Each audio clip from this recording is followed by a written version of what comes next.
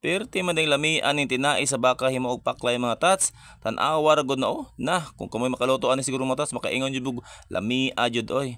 Para makabalo mo unsa ang hinungdan, tara ubanin ni video ha. Nagtuo ko mga tats nga dili na ko kapaaso sa akong adlaw karon no. Pero wa ko nagdaho mga tats naay ni adto sa balay akong mga amigo. Ila kong gi-sponsoran. Siyempre sponsor mga tats atong pagbigyan kay ilahagod na. Ila kong gitagaan og kwarta mga tats, di ba nagpost na ko nga wala lagi tay handa.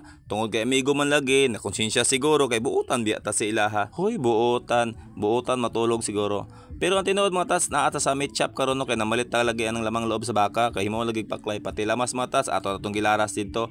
Ug di magdugay mga tats ni hapit pud aning bahalina no kay napa may sobra gamay mga tats. Dili na tuba mga tats ha, bahalina na tanawang halo Pepsi. Syempre mga tats di man may tabang birthday kung walay tagay kay ako mangud mga tats giinom jud ko ng bahalina no. Wala ko gainom tuba mga tats, bahalina jud na akong brands pang pa-healthy ba. So gihalin na sa akong anak dira mga tats so, og pagkahuman mao din natong gipalit mga tats bali duha lang og kapak sa tinai sa baka kay himuon lagi nagpaklay. Karon gani ingon man ako amigo mga tats nga relax lang kadra kay adlaw ni moron kami ang maghikay ani og magluto. Siyempre mga tats tagiyaman tagbalay kita jud amo guide ana no. Og ato po nang haluan og sayote mga tats dabong mo ta to nindot pero sayote mo gud ang ganahan nila. Maulaw mata mga tats kung dili ta maglihok-lihok no ato abay nang balay pero okay lang sila bitaw nagpasalig.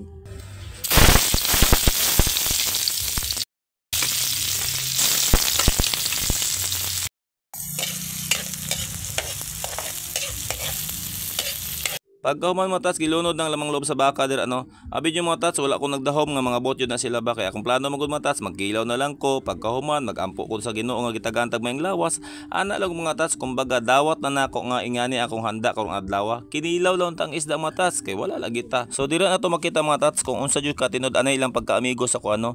Wala ko nagabase sa ilang gihatag mga tats, ang akong gibase ilang mga performance. Sa laktod nga istorya mga tats na appreciate nako ilang gihimo. Ing ana ko magtagad og tao mga tats wala ko nagaamigo an mga pangit og kinaiya.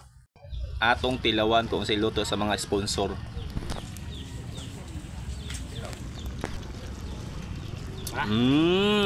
Lamia mga tats. Oy, basta sponsor gani atchop yun na. Reklamo pa ka. Oh, big na mo sponsor mga tats oh.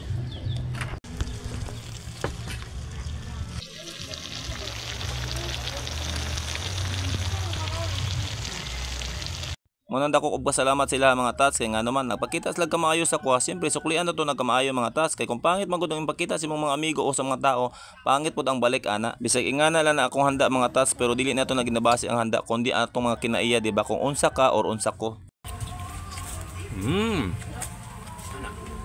Mao ni nag-sponsor mga tats o si Janjan, si Tata o ganin siyang kilid si Iming. Dugay naming amigo ni mga tats sa unang panahon pa. Nakita niyo ako mga sponsor mga tats? Bisag piso at gasto ani. Kahoy lang noon. Nagdaghang koral balion dia. Okay na. Oh. Tigla to. Bitaw, pasalamat pud sila mga tats kay naa sila. Bawi lang tapuhon mga tats.